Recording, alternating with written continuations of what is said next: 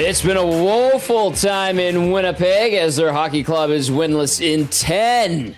Can Edmonton add to the misery? We get you set for the Oilers and the Jets right here on the GCL Diesel Oil Stream pregame show. Good evening, everybody. Welcome to the pregame show. Tom Gazzola with you alongside Ben Thomson, and Matt Kassian is our game analyst. Tonight, I'm coming at you from the satellite studios inside my place. I apologize. I'm a little bit under the weather, but I won't back out on the show. So we'll have to do it this way. Benny, I apologize. I'm not there with you in studio tonight. Of course, you can text us 780-218-9999. You could hop into the nasty. As long as we didn't lose them there. Oh, no. And we lose Tom Gazzola. Not ideal. Yeah, like he was saying, though. Oh, you're back? Did it cut out? Oh, my goodness. It did. Where was I? You were just saying you can text us. You can text us 780-218-9999.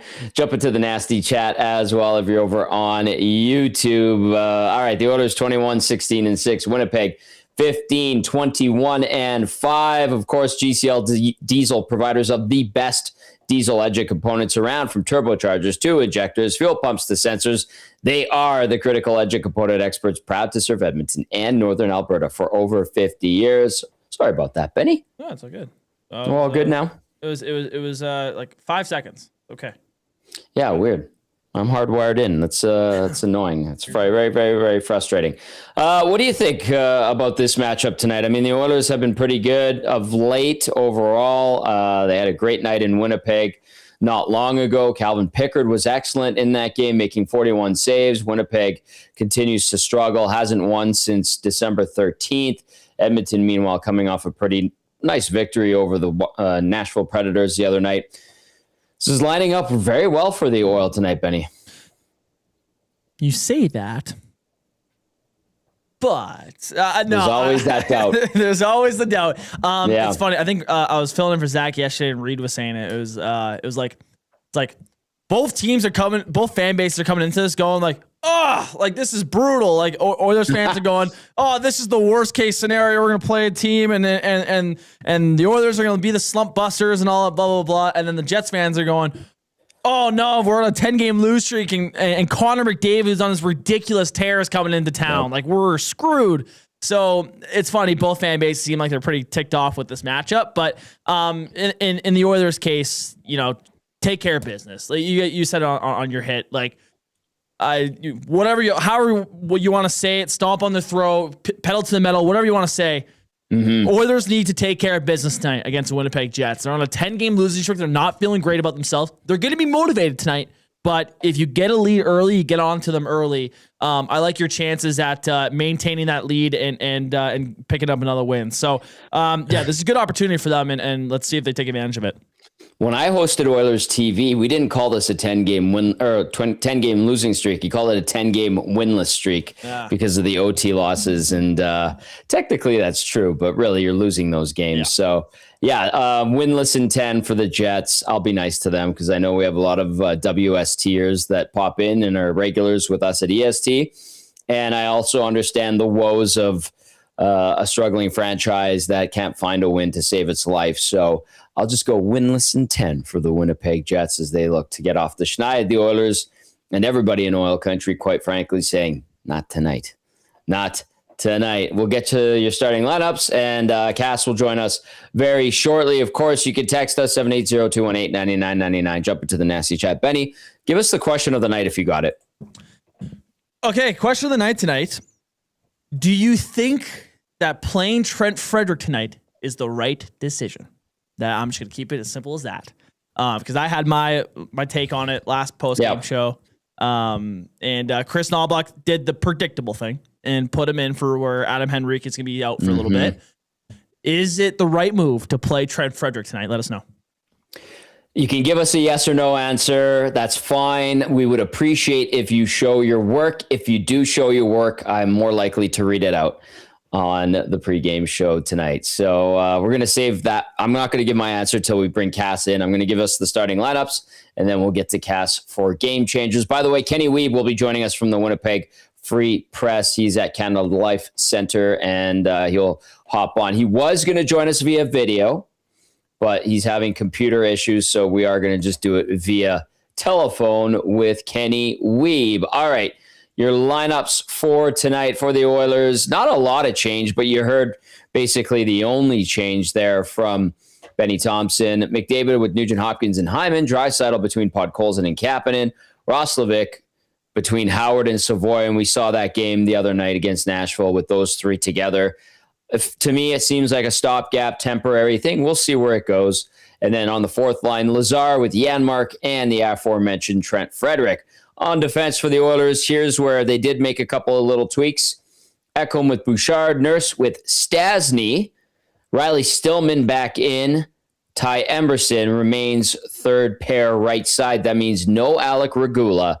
And yes, Andrew Mangiapane remains a healthy scratch. So Stasny gets bumped up to play beside Nurse.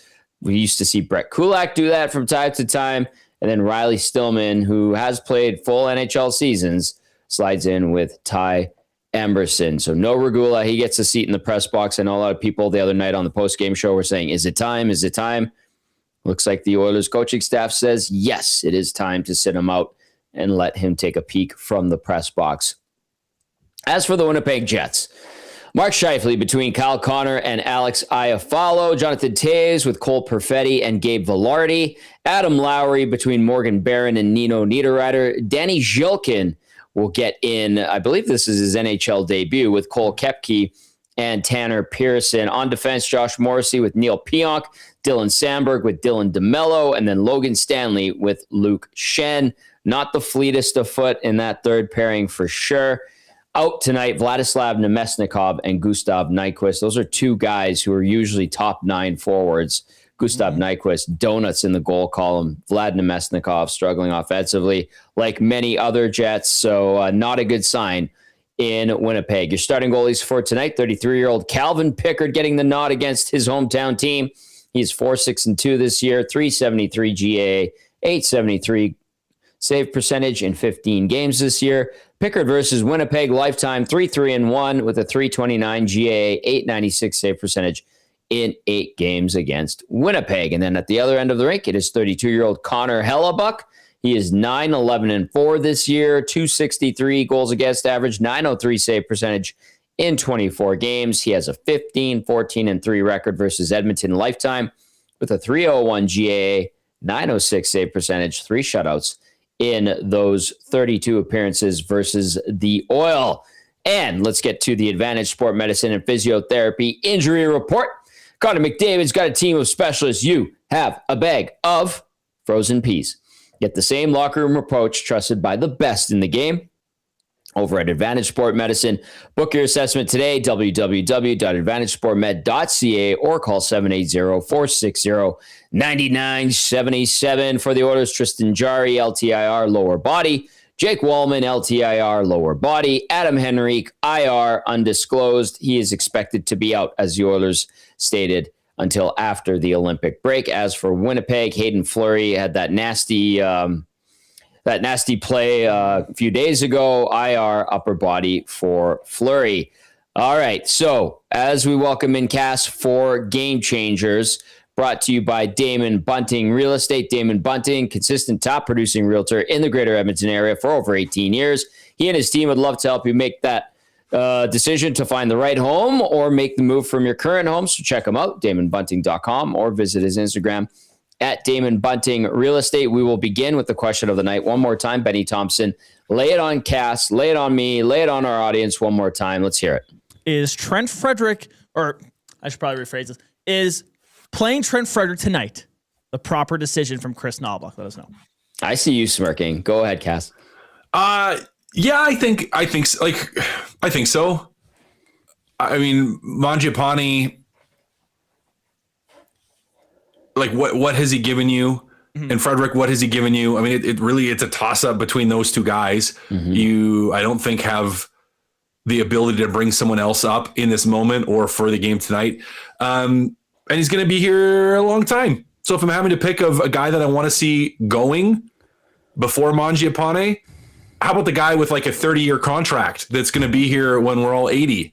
Like that would be the direction. Like, can I pick somebody to get going? It's that guy. Sure. So yes, I understand where people are like, sit him there until he's better. Well, maybe, but you want to try to find him something.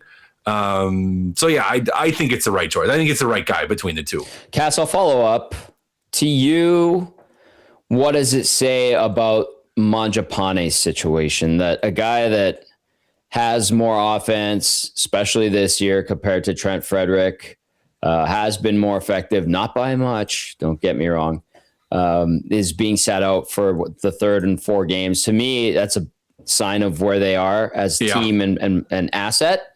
Maybe your insight, I think, would be more valuable, though. Yeah, well, I mean, look who he's going to be playing with, most likely, if the lines don't change right away.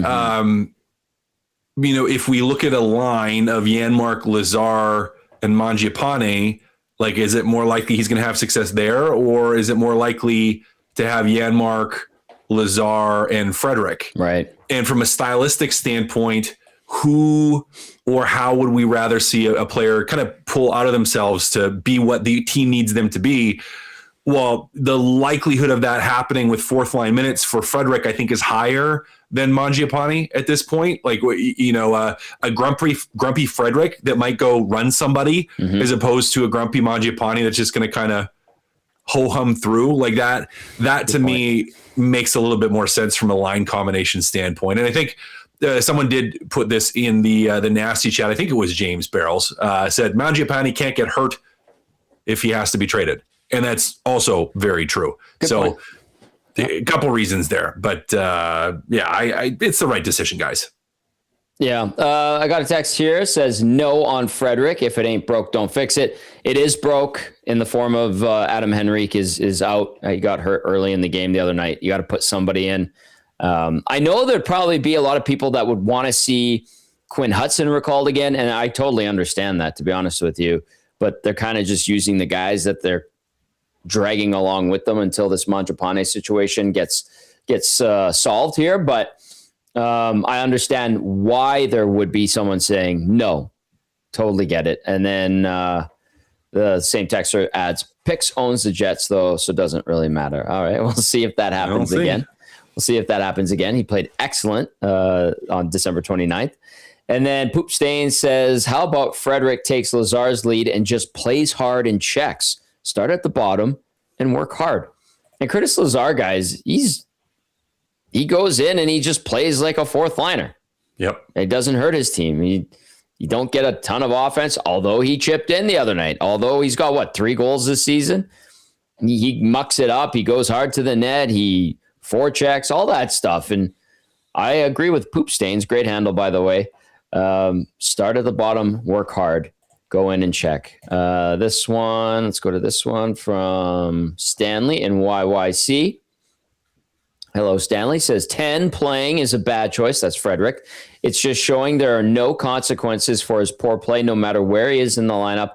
His contract does not help, matters at all, and is probably the only reason why he draws in. I like what Reed said earlier. We have only seen one version of him, and I really would like to see a better, more engaged number 10. That's Stanley in YYC. And then T-Rev is being much more optimistic, says, I'm sensing a big, huge game from Frederick tonight. His career depends on it. I really hope I am right. And well, that NMC kind of helps. And those 7 years after this season is a nice fallback for Trent Frederick. Benny, one more time, question of the night before we dive into game changers. Do you think it was the proper decision for Chris Knobloch to play Trent Frederick in tonight's game against the Winnipeg Jets? Let us know. All right.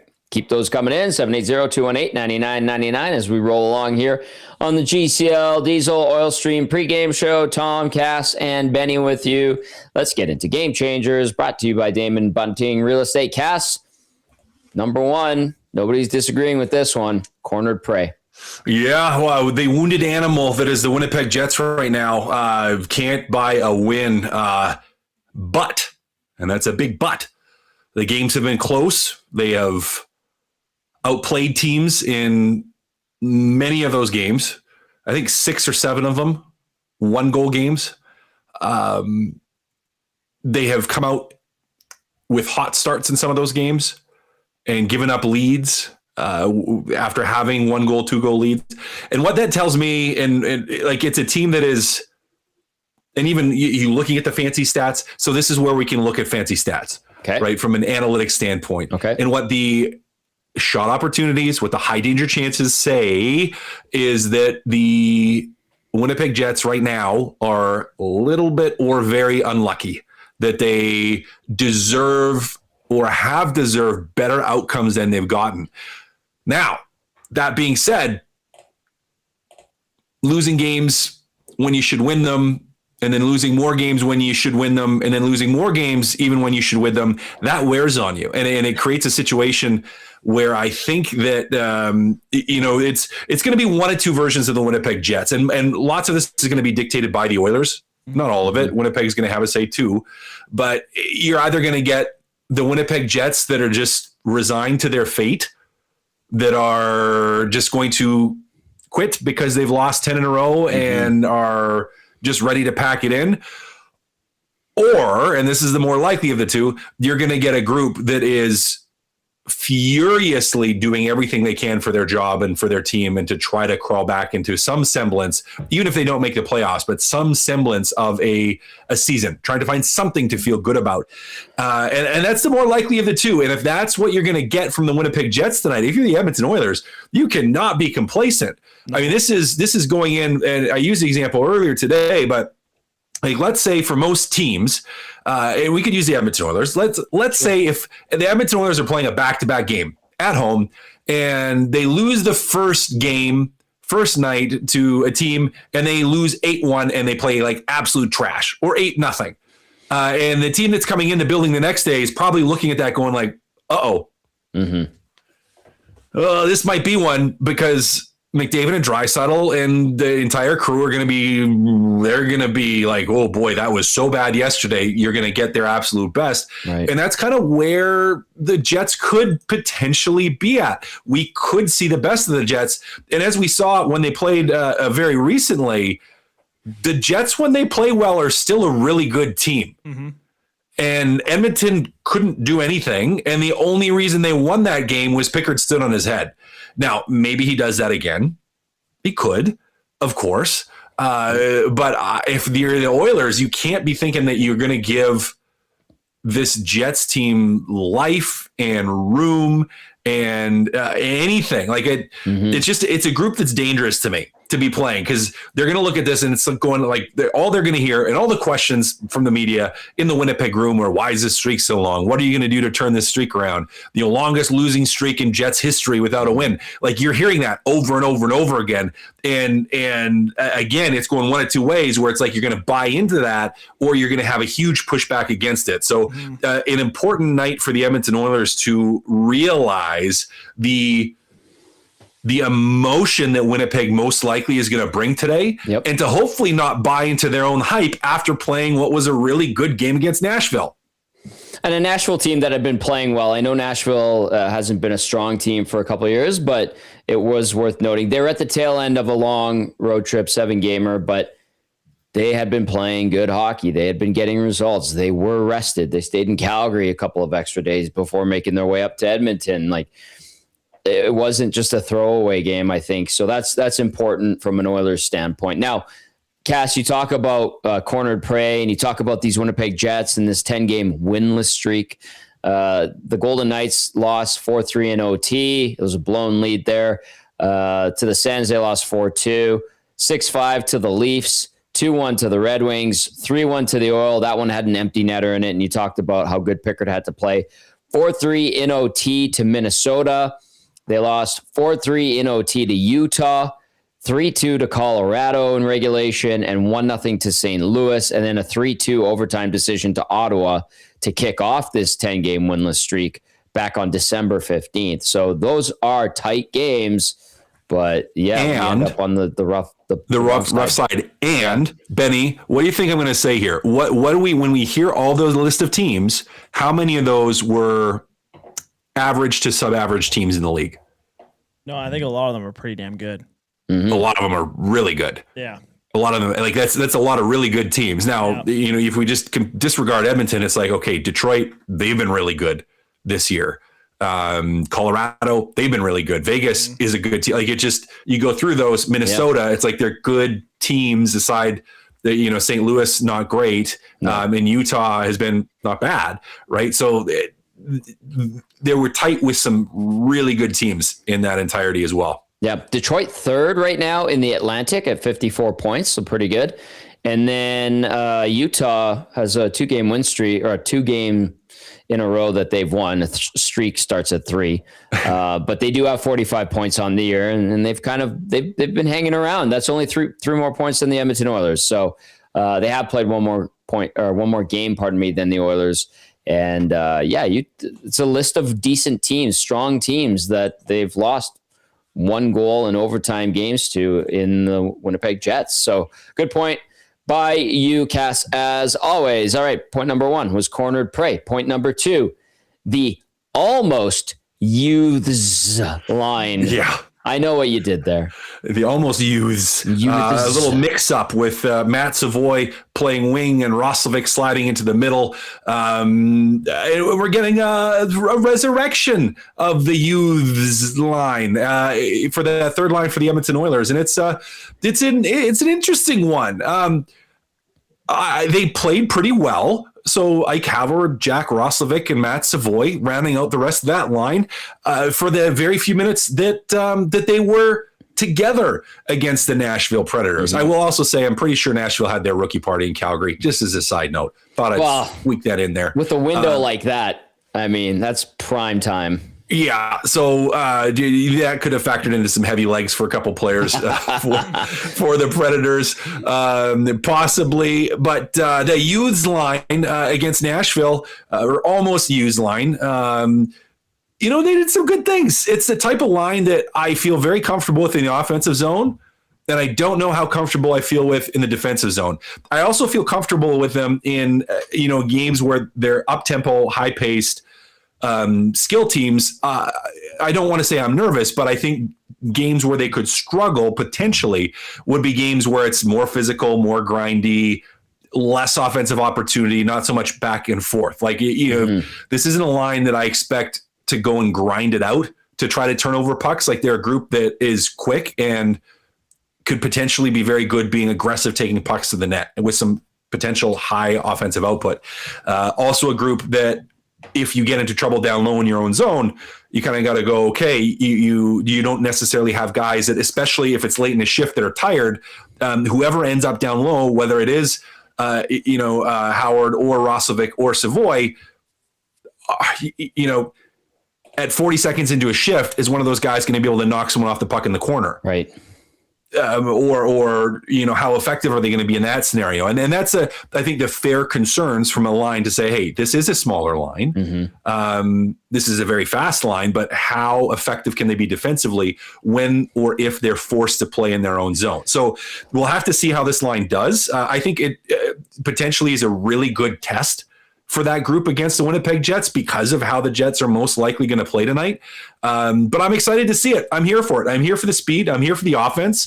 And I hope we have something with the almost used line with these three. Roslovic being the biggest of those guys at 6 feet tall. Yep. And it's 6 feet tall, Tom. So it's 6 feet. Like, is it, he's my height. He's 5'11". Like, let's not kid ourselves here. Now, the other thing with Roslovic is, like, is he a centerman? And I know this seems like a bit of a pinch here, where they gotta slot him in and they want to try something. And they had some good results with him the other night in a small sample size. But could this last, Cass, or do you think this is a very temporary thing? Kind of depends on that Kapanen bet that Dusty has. Hey, I want Hernan and I want everybody in the station to have Popeyes, so I like our chances. Yeah, it depends. That's why I think today is such a good test for it, because you're coming up against a team that is going to try to play, or very recently played a very physical, dominant game against this Oilers team. Yeah. And so I'm interested to see what happens because it just depends. Like if this line goes out and they produce and they play well, and even if it's not just scoring goals, but they don't give up many chances against, well, you could see it stick for a week or two. But as we've talked about over and over, I don't really ever hold out hope that that's going to be the case with this Oilers team and with Knobloch and how he runs the line. So a lot remains to be seen for that. Potentially, is there opportunity there for them? Yeah.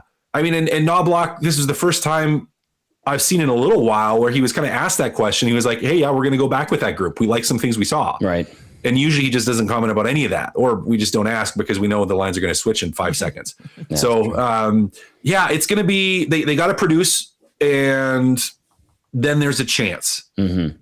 But the other lines also have to produce because they could be producing. And if McDavid or Draisaitl go dry and are struggling,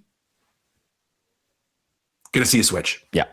Touche. All right, it is Game Changers with our game analyst, Matt Kassian. Point number 1, cornered prey. Point number 2, the almost youths line. Point number 3, Cass Stastny. Oof. Opportunity for him. Regula has struggled. Mm-hmm. Last 2 games, and for as good as the Oilers were, there was some, I don't want to say horrendous, but there was struggle notable in Regula's game. Notable struggle. Yeah. And there was notable struggle in the game against Philly on Saturday as well. Like, so there's 2 in a row where there was easily identifiable and notable turnovers and misreads and not moving the puck quick enough and throwing it away. And so I'm not shocked to see Stastny get a little bit more of an opportunity here and going to have to play more minutes and going to play with Darnell Nurse. And I'm interested to see what he does. I don't think Stastny has been great. He's been okay, but I don't think he's been great. He's getting a lot of praise. That's for sure. Well, his praise is he seems to be a smooth skater. He is. Yeah, right. Absolutely. But he's played easier minutes. And when I do look again, so for all you analytics people, sometimes it is good to look to say, hey, okay, if what I'm seeing is what I think I'm seeing and does it line up? And if you look at his, not just goal opportunity, but offense opportunity, like high danger chances for against, I don't love it. It's not that much better for Stastny than it is for Regula. Maybe a little bit, but he's also been playing against weaker opponents since he's been here because he's been mostly on that third pair. So, huge opportunity for him. Also moving across to the other side. That's another thing that we have to deal with here is now he's going to be playing on his off wing. So how is that going to factor into his ability to play? And we'll have to see. So huge opportunity. I mean, between the 2 of them, from my observation, is Stastny's further along from a player standpoint, as he should be at this point in his career than Regula. But there's still some doubt there for me with him and his ability to play. So, or to play second pairing minutes and to do so well, not to play, but to play second pairing minutes and to do it well. So, interested to see tonight, especially again in a game where they're going to have some pressure because they all struggled, the defensemen, with pressure from the Winnipeg Jets when they won a couple games ago. You're probably going to see that same pressure today. And Stastny in particular, how are you going to deal with it? Then how are you going to deal with a Darnell Nurse that at times can be very consistent, very good, and has been? I think he played very well. But on occasion does things where you're like, where is he going?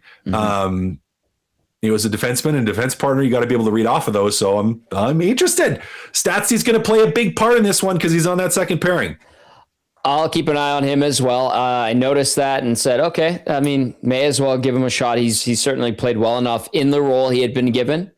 And let's see how he can handle an elevated role with more responsibility and more minutes probably.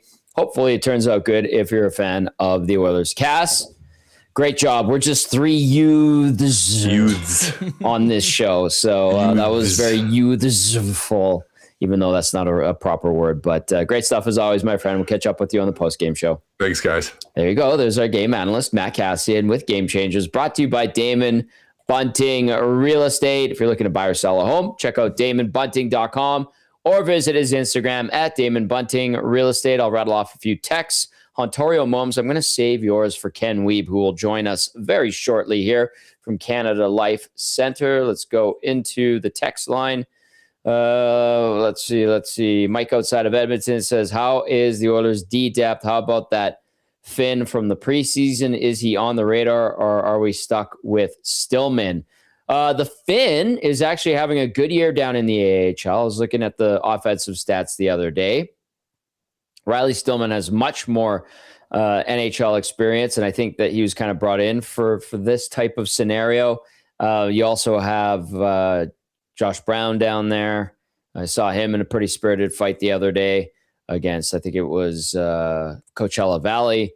I don't know if they want to bring him up, but what was his name? Lepinin. We'll see if he gets a look at some point, but I don't think he's as high up on the priority list from my understanding. I could be wrong though.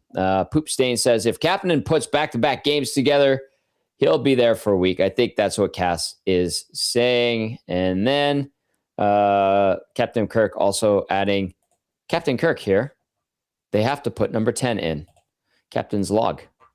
All right, keep those texts coming in. 780-218-9999. Yeah, Mike outside of Edmonton follows up with meh, Josh Brown. Yes, I understand where that meh comes from. All right, we're going to get Kenny Weeb on the line shortly. Just some stats to throw your way as the Oilers and the Jets get set to close out the season series. Edmonton has been pretty good against Jets 2.0. 24-13-8 all-time against the Jets since they returned to Winnipeg. Edmonton's won 5 of the last 6 games at Winnipeg, including 4 straight. And then in total with games in Edmonton, the Oil have won 3 straight games versus Winnipeg. 6-2-2 is the Oilers' record versus Winnipeg in the last 10 meetings. All right, let's go to Winnipeg and join our good friend Kenny Weeb from the Winnipeg Free Press. Always great to catch up with him. Kenny, thank you for hopping on. You know it's a pleasure every time we get to chat. It's always great to see you here in Edmonton. I always loved seeing you down in Winnipeg. I'm going to start with this question. It came in from a texter, Ontario Moms. Says, TG, the Jets are toast. But how nice would Mr. Jonathan Toews look as a fourth-line center for the Oilers and Dylan DeMello as a pickup? Maybe they can ship Breadman there to make the money work. I would go to you, Kenny, and say, what do you think of that? And what has Toews been like this year for the Jets? Well, interesting, Tommy. I was just reminiscing about our New Year's Eve's adventures with Ryan Leslie the other day. So always good to be with you as well. Yes. Jonathan Toews, it's interesting. So he's playing his best hockey right now, Tommy. 4 assists in the last 6 games. He's got a promotion to the top power play unit today, which I like as the move. I mean, this is a guy who, even though there's been a quiet patch offensively, he was distributing the puck really well all year, but his line mates weren't really finishing at a high level or a high rate. So again, it definitely took him, 20 games to kind of get back into the pace and like for hockey to become instinctual for him again. But I really liked him out of the break. He's been really energized by the Christmas break. And it's funny, a couple of years ago, we were wondering about Toews' future in Chicago, and Edmonton is a team that I thought of right away. I think for a team that has been now, this was before the it was before the first Cup final appearance. So a team that's now gone to the Stanley Cup final twice, I think Toews would be a great fit as a fourth line player. It's interesting. I'd wonder about, we need the salary cap genius on for this because, most of the bonuses have been paid. I just don't know if he goes as a $2 million AAV, it's easier contract to move, right? But because of the bonus structure, I don't know how that would be tagged after the deadline or whatever else. But that would be the only issue there. Obviously, Toews, it's up to him. He's got it. He has control of I think he has a no move or whatever. But I think this is a guy who came back to try and win, and I think he would see the Oilers as a strong candidate to do so. In terms of DeMello, really good start to the year, Tommy. His play has kind of dipped a little bit at times, not playing with the same level of confidence. But I think too, as a second pairing or a third pairing guy, I think he could help a contender for sure. In terms of the salary and whatever else coming back, that would be, you'd have to fill me in on that front. The Oilers are up against it. That's for sure. It'd have to be money in, money out. I think it's 3.6 from Mangiapane. That situation has gotten rotten so far. and he's a healthy scratch in 3 of the last 4 games, including tonight. So, yeah, Kenny, I mean, those players. Winnipeg, so it's tough. Yeah, and that's a great point. This too quickly, Tommy, with Mange. I know the Jets are one of the teams that were kicking around in the summertime, along with Toronto. I'm not saying they're not interested. I don't think they're maybe at front of the line interest right now. Is sort of again, this is not insider knowledge. It's sort of just the feel that I get from the situation, because to me it makes sense. They've had a pretty good Barry Colts pipeline. This is a guy that he hasn't played as tenacious this year, but I think he brings some of the elements that the Jets have been lacking, even though hasn't been a situational or structural fit right now so far. Yeah. Well, Kenny, you have a good feel for what's going on around Winnipeg, and that's why your field's always noteworthy, and we appreciate that. So there you go, Ontario Mums. Kenny would be better to speak to it, and I think he did that eloquently as always. All right. So with this Jets team, Ken, the winless in 10 is the big thing. Haven't won since December 13th. What has gone wrong? Cass was just on, Matt Kassian. He said a lot of close games in that 10-game stretch, but why are they on the losing end of these tight games? Yeah, 8 of 10 one-goal games, Tommy, and one of the 2 that wasn't was the last meeting with the Oilers, which needed an empty netter. Otherwise, it was the 9th out of 10. So, not enough off secondary offense, to be honest. I mean, it would be a theme that had been familiar in your neck of the woods at various points in the last 5 years. Secondary scoring has not been up to snuff.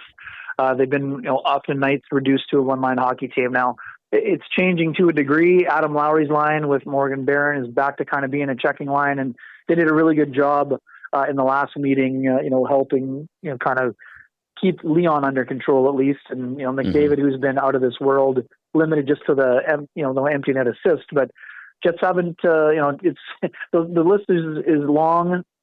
Special teams not good enough, not enough secondary scoring, not scoring enough, not defending well enough.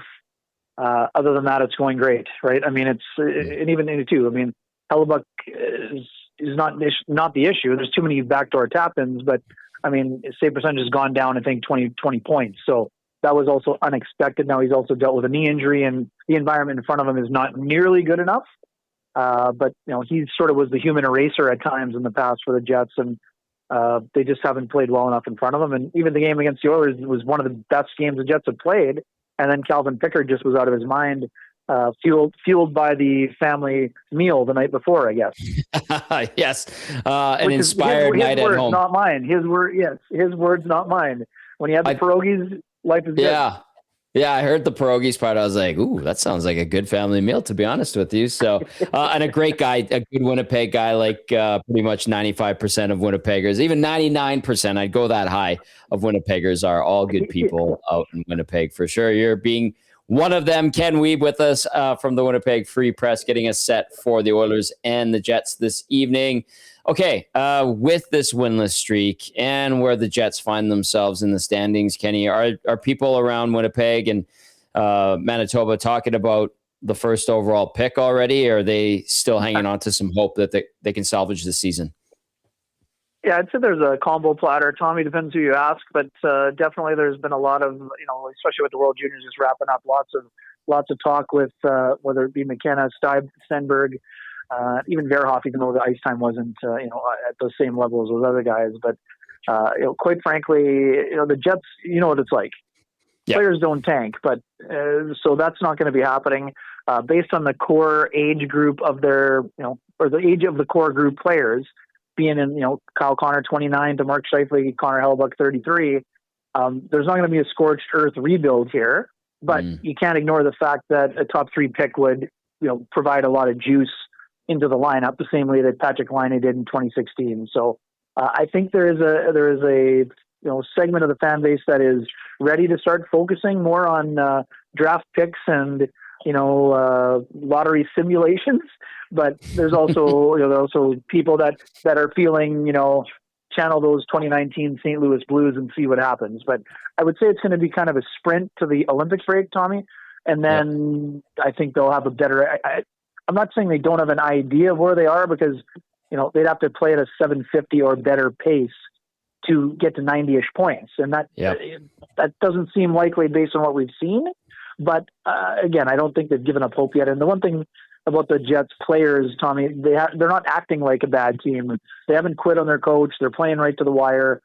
Yes, a few leads they haven't been able to hold, but they've been chasing games right to the end. So, like I said, there hasn't been the finger pointing and some of the negativity that usually surrounds teams that struggle or are in last place.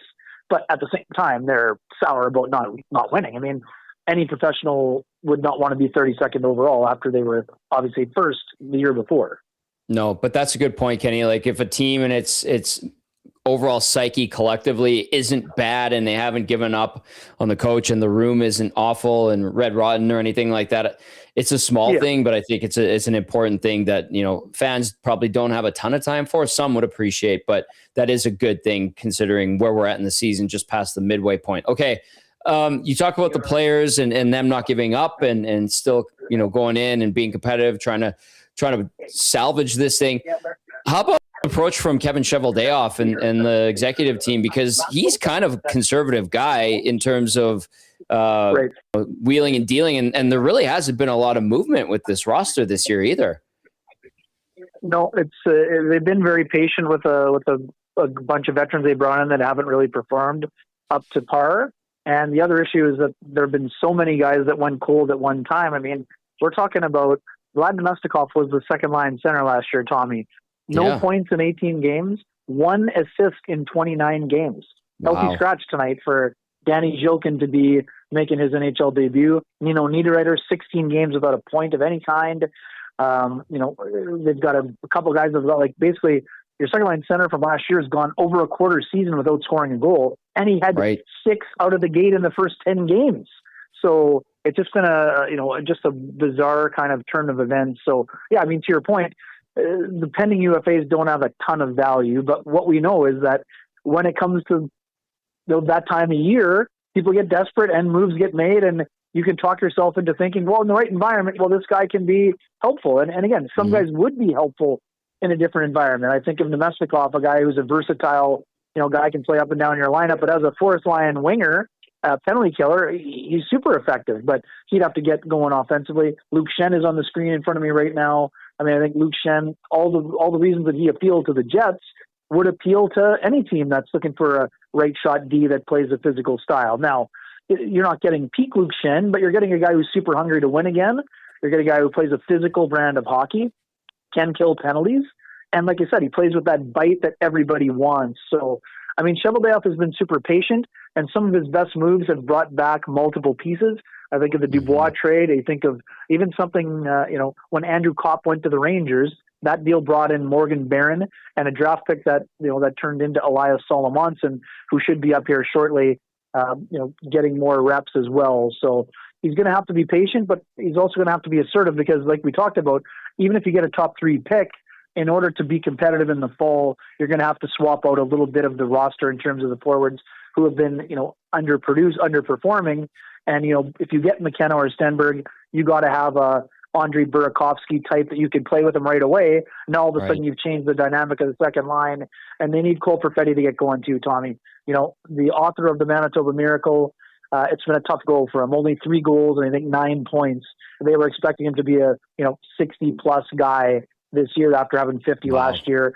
He's really missed having Nikolai Ehlers around, the speed and the ability to push back the defenseman, and then in order for him to fill in. And just unfortunate for him. Great summer of training, probably added a quarter step, half step, but then high ankle sprain late in exhibition, and you don't get that back until June, basically. So he's playing as hard as he can, but just not skating the same way as he did last year. So they got to get him going offensively, and then sort of see what happens from there.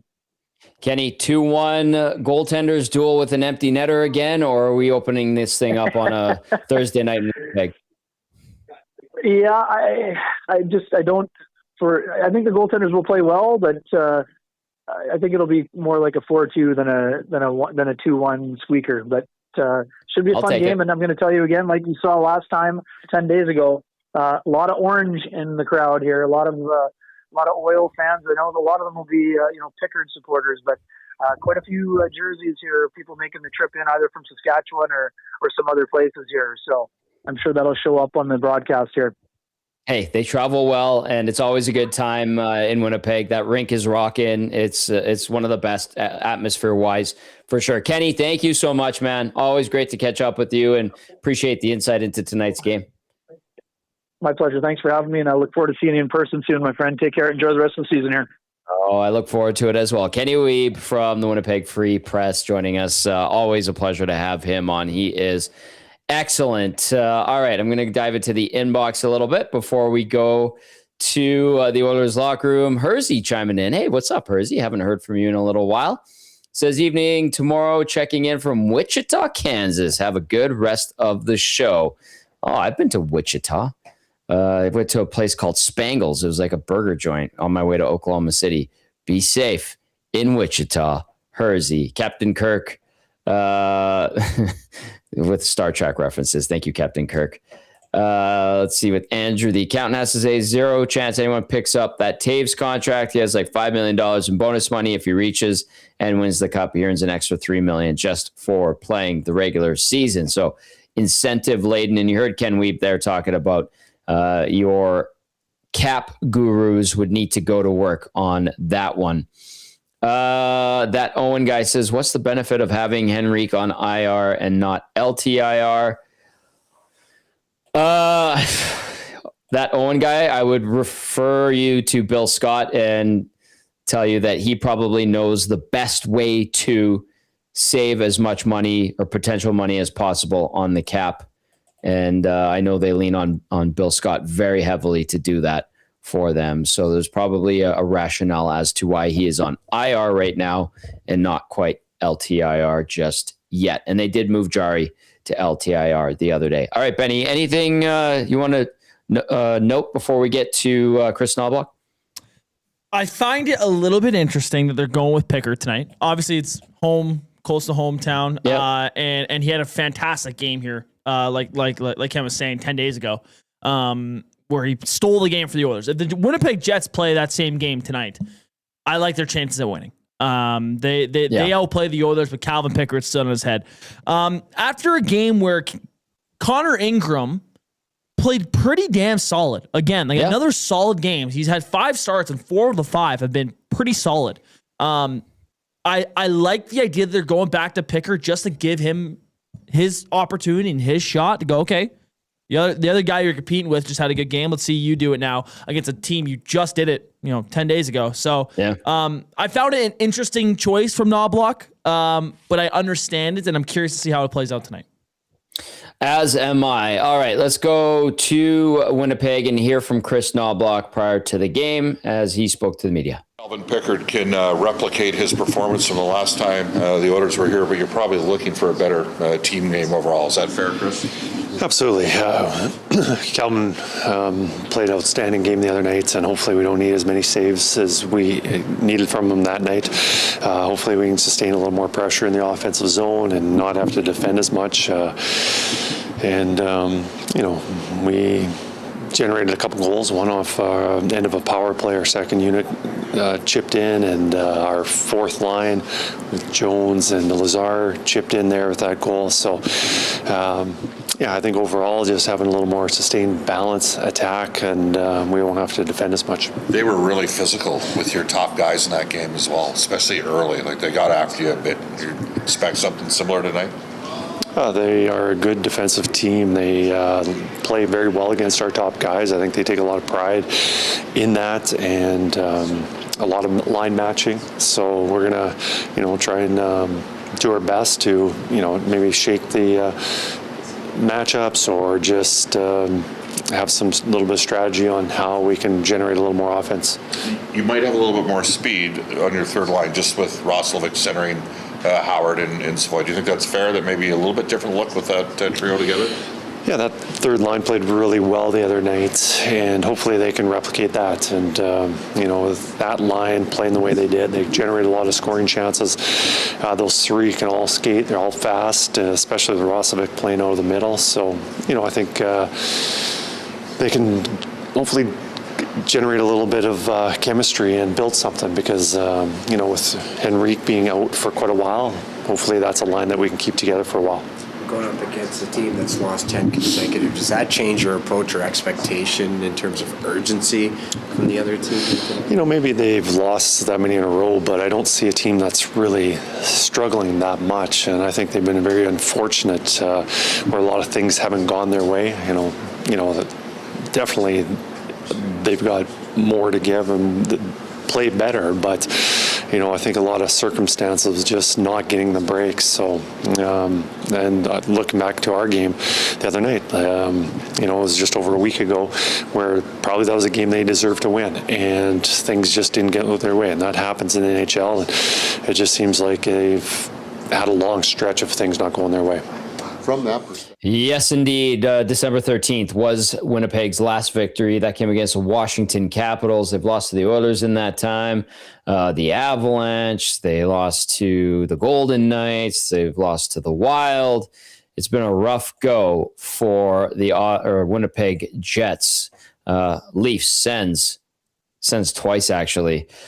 Blues in that stretch. The Mammoth in that stretch. The Red Wings as well. So some good teams in there like Benny was talking about earlier, but some of it's luck. Some of it is you don't earn your luck and the other team outplays you. And that's tough, man. At the end of the day, it is a 10-game winless streak. So we'll see if the Oilers can turn that into 11. Okay, Benny, I'm going to throw out the game day odds check. We'll have some final thoughts, maybe slide a couple texts in or two as we get set for the Oilers and the Jets. The game day odds check brought to you by our good friends and presenting sponsor of EST, Play Alberta. When you play in Alberta, it stays in Alberta. It's safe and secure, and the revenue generated from Play Alberta is redirected into Alberta's General Revenue Fund, which is used to support programs and services that Albertans rely on every day. Your money line for tonight, it did move since I updated earlier, and I'm just on Play Alberta. I'm refreshing the page right now. It changed a little bit. The money line, Edmonton at -112, Winnipeg at -104. Over-under set at 6.5. The over at +102, the under at -135. So expecting a lower scoring game between the Oilers and the Jets yet again. Benny, couple of thoughts before we wrap up.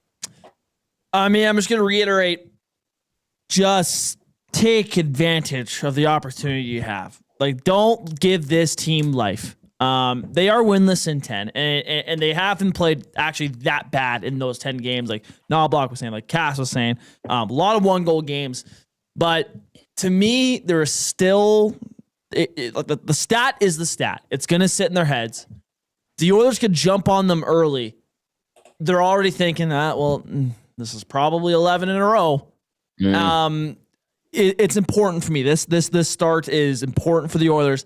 Go out there, assert dominance early, because the Jets last game they played went out and started the play, started the ozone pressure in the Oilers' end, and it was kind of just a lucky win. And Pickard, kind of bailed them out for. Yeah. So I'm very, very curious to see how that all unfolds tonight. But if the Oilers, the game plan should be get on them early, try to get a lead early, which it'll put doubt in their heads. So yeah, the start's important, and make sure you take advantage of this Jets team that's struggling right now. Well said, Benny Thomson. Very well said, sir. El Presidente gets the last word. El Presidente says they are a bigger team, Winnipeg. So another body in there that's big won't hurt things in regard to Trent Frederick. I know he doesn't use it all the time, but even if you use a little bit, it'll help. So Trent Frederick back in the lineup on the fourth line. Roslovic between Howard and Savoy, third line center for Roslovic tonight. We'll see how that goes. And then your goaltending matchup, Pickard versus Hellebuck. Oh yeah, by the way, Spencer Stasny, right side, second pair alongside Darnell Nurse. You get Riley Stillman in on the third pairing left side alongside Ty Emberson. Alec Regula comes out. A big thank you to Kenny Weeb from the Winnipeg Free Press, one of the best. And great to have him on our show. Big thank you to everybody who watched, everybody who listened, iHeartRadio, TuneIn Radio, EdmontonSportsTalk.com's audio player. To those who watched, thank you as always. We appreciate it very much. Enjoy the Oilers versus the Jets. We will be back right here on EST following the game for the GCL Diesel Oil Stream post-game show. For Cass and Benny, I'm Tommy saying enjoy. We'll see you in a couple hours.